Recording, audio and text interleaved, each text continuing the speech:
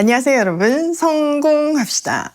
오늘은 거절 속에 숨겨진 하나님의 큰 그림에 대해서 알아볼 건데요. 사실 우리는 막 기도 열심히 하는데 그 안에 보면 내가 원하는 거를 하나님 들어주세요. 이런 기도가 많잖아요. 근데 우리 뜻하고 다르게 하나님이 거절하실 때가 있어요. 근데 그거는 단순한 거절이 아니라 그 안에 놀라운 하나님의 큰 그림이 있는데요. 오늘 그거를 한번 발견해 보도록 해요. 자, 1차적으로 오늘 본문은요. 모세가 약속의 땅에 들어가기 직전, 이제 마지막 그 지역에 있거든요. 그곳에서 하나님한테 다시 한번 간절히 간구해요. 하나님, 저도 가나안 땅 보고 싶어요. 그런데 하나님은 거절하시죠. 자, 이 안에 그 놀라운 원리가 있는 거예요. 한번 들어가서 보도록 할게요. 23절. 그때 내가 주님께 간구하였습니다. 주 하나님, 주님께서는 주님의 크심과 권능을 주님의 종에게 나타내 보이셨습니다. 하늘과 땅 사이에 어떤 신이 주님께서 권능으로 하신 것과 같은 일을 할 수 있겠습니까? 불이 저를 건너가게 하여 주십시오. 그래서 요단 저쪽 아름다운 땅과 아름다운 산과 레바논을 보게 하여 주십시오.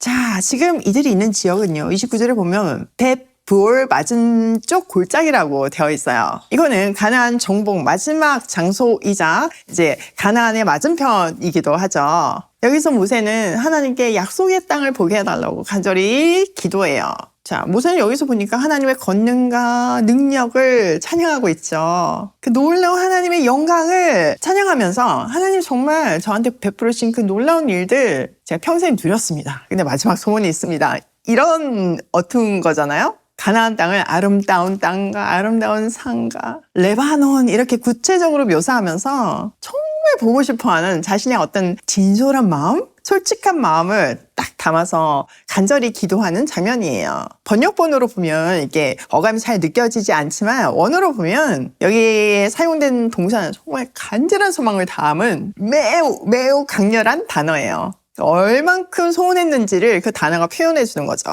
비록 하나님이 안 된다고 이미 말씀하셨고 들어갈 수 없다는 거 알고 있지만 마지막에 다시 한번 온 마음을 다해서 하나님께 은혜를 구해보는 거죠. 그의 겸손한 마음과 또 간절함이 잘 느껴지는 장면이에요. 이쯤 되면 하나님 들어주셔야 되지 않나요?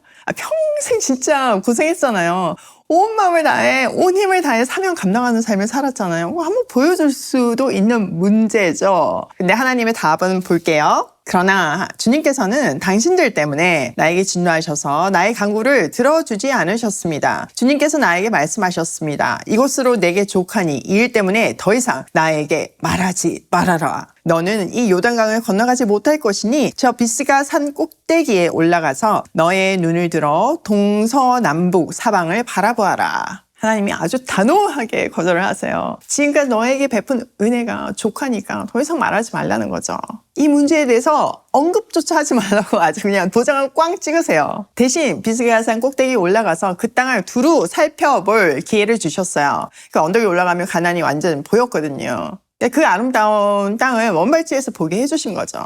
그것도 감사한 은혜죠. 자, 비스가산은요, 정확하게 어딘지는 모르지만 사해 북동쪽에 위치한 한 봉우리의 이름이었을 수도 있고요. 산등승이를 뜻하는 일반 명사일 수도 있어요. 또 많은 학자들이 느보산에서 죽었다 이렇게 말하기도 하잖아요. 어쨌든 그 건너편 산 어디쯤에서 가나안을 바라보았어요. 자, 우리는 이 장면을 통해서 뭘 깨달을 수 있나요? 하나님의 응답이 우리 기대와는 완전히 다를 수 있지만 그거조차도 감사히 받아들일 수 있는 믿음이 필요하다는 사실을 알 수 있죠. 근데 그 뒤에 큰 그림이 있다는 것을 그 다음 본문을 통해서 우리가 볼 수 있어요.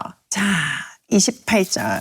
너는 여호수아에게 너희 직분을 맡겨서 그를 격려하고 그에게 용기를 주어라. 그는 이 백성을 이끌고 건너갈 사람이며 내가 보는 땅을 그들에게 유산으로 나누어 줄 사람이다. 그때 우리는 벳볼 맞은쪽 골짜기에 머물러 있었습니다. 자, 이 힌트인데요. 하나님은 모세에게 여호수아에게 모세가 가진 그 모든 직임을 위임하고 그를 격려하고 용기를 주라고 명령하세요. 왜냐하면 여호수아가 이제 그 백성들을 이끌고 약속의 땅에 갈 사람이고 또 땅을 분배할 사람이기 때문이죠. 그가 다음 세대의 리더이기 때문이죠. 모세는 하나님 말씀에 순종해서 자신의 역할을 온전히 여호수아에게 넘겨요. 진짜 겸손한 리더십, 끝까지 하나님께 순종하는 모습과 마지막 순간까지 이스라엘 백성을 위해서 헌신하는 모습을 보여주는 대목이에요.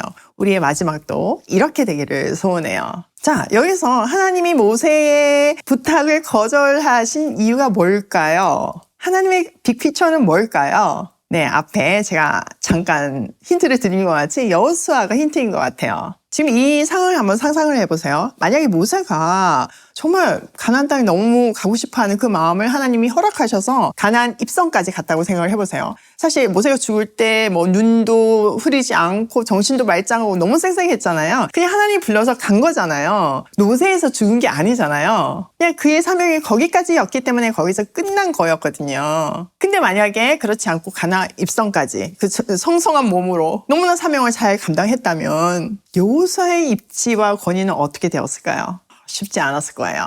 사실 이미 모세하고 여호수아에 대한 백성들의 마음은 다르잖아요. 그런데 실질적으로 이제 광야 2세대를 이끌어야 하는 사람은요, 여호수아였어요. 그렇기 때문에 하나님은 여호수아에게 이제 그 권위와 입지를 실어주시기 위해서 모세의 가나안 입성을 거절하셨던 거죠. 하나님의 큰 그림 안에서는 너무 사랑하는 아들 모세였지만, 너무나 귀한 종이었지만, 그래서 다 들어주고 싶었지만, 이제 다음 세대를 위해서 그는 떠나야 할 시기였던 거죠. 큰 그림을 위해서 그의 사랑하는 아들의 소원을 들어주지 못하셨던 거죠. 진짜 아름답게 떠나는 것이 얼마나 큰 믿음인지 잘 보여주는 대목이에요. 그러니까 이런 본문들을 보면요, 정말 다음 세대를 잘 준비해야 되고 나의 마지막을 위해서 많이 준비해야겠다 이런 생각을 해요. 보통 나이가 되면 자기 생각 안에 갇히잖아요. 이해하지 못하잖아요. 그러면 진짜 재앙이에요. 가족들에게 자기 고집 계속 부리고 아무리 강하게 얘기해봐도 사실 이제 리더십은 그 다음 세대에게 넘어가 있는 상태잖아요. 또 물려줘야 되는 상태잖아요. 그렇기 때문에 나는 정말 이연해야 하는 게 굉장히 중요해요. 그래야지만 관계가 깨어지지 않고 다음 세대에 디딤돌이 되는 인생을 살 수 있는 거예요. 나이가 들면 애기 같아진다는 얘기 있죠. 막 애기 같다는 게 뭐예요? 자기 컨트롤 못하고 자기 주장 강하게 하고 떼쓰고 이런다는 건 거잖아요. 성숙하지 못하다는 거죠. 근데 정말 우리는 하나님 안에서 성숙할 수 있도록 유연하게 해달라고 진짜 많이 기도해야 돼요. 저희가 온 가족 합체를 했거든요, 드디어. 아이들을 보니까 너무 감사한 거예요. 그러면서 아이들이 어느 순간에 많이 컸더라고요. 그러니까 이제 엄마 아빠의 어떤 좀 부족한 점이 있죠, 당연히. 그러니까 그런 부분에 대해서 조언도 해주고 또 뭐 우리가 못하는 부분이 있으면 그걸 메꿔주기도 하고 너무 감사하더라고요. 이제 점점 세대 교체가 일어나는 거잖아요. 그게 슬픈 게 아니라 진짜 감사한 일이잖아요. 그러면 우리는 그 다음 세대가 정말 잘 세워지기까지 그 디딤돌 역할을 잘 해야 되고 그들을 세워주고 마지막 순간까지 하나님 앞에서 순종하며 쏟아붓는 인생을 살아야 하는 거예요. 그게 가장 큰 기육이니까요. 이거는 가정뿐만 아니라 우리가 맡고 있는 어떤 회사에서 역할이나 공동체에서도 마찬가지 원리예요. 자, 오늘 내용을 우리 삶에 한번 적용을 해보면 첫 번째, 기도는 나의 뜻이 아니라 하나님의 뜻을 구하는 시간이다. 이게 굉장히 중요한 얘기죠. 근데 우리는 착각하고 우리의 뜻을 막 이루기 위해서 하나님을 막 쪼르잖아요. 근데요, 만약에 우리가 막 쫄라서 그게 된다고 해도 그게 우리한테 좋은 게 아니잖아요. 하나님이 베스트 답을 알고 있는데 우리가 한시적으로, 그러니까 유하는 우리의 시각으로 뭔가를 구했을 때 그건 정말 나중에 우리에게 더 큰 힘듦이 될 수 있어요. 제가 광야 시간을 통과할 때 하나님은 그걸 철저히 가르쳐 주시더라고요. 제가 제 뜻대로 하려고 막 고집 피우다가 뜨거운 맛을 몇 번 보고 나니까요, 그냥 두 손 두 발 다 들게 되더라고요. 그러면서 진심으로 내 뜻이 아니라 하나님의 뜻을 구하는 그런 기도를 하게 되었어요. 그게 얼마나 감사한지 몰라요. 제가 그 원리를 그 광야를 통해서 깨달지 못했다면 저 아직도 헤매고 있겠죠. 내 기도가 거절되고 하나님의 뜻이 내 삶을 통해서 성취될 때 그것이 진정한 행복이고 그것이 진정한 성공이에요. 자, 두 번째, 거절 속의 깊은 뜻을 찾자. 모세의 그 간곡한 간구를 거절하신 거에는 여호수아에 대한 큰 그림이 있었기 때문이죠. 우리에게도 마찬가지예요. 우리의 기도를 거절하실 때는 분명 더 큰 멋진 그림이 있기 때문이에요. 그렇기 때문에 더 기대하면서 하나님의 뜻이 무엇인지 한번 찾아보도록 해요. 세 번째, 다음 세대를 잘 세우는 것도 우리의 중요한 사명이다. 정말 아무리 강조해도 지나치지 않아요.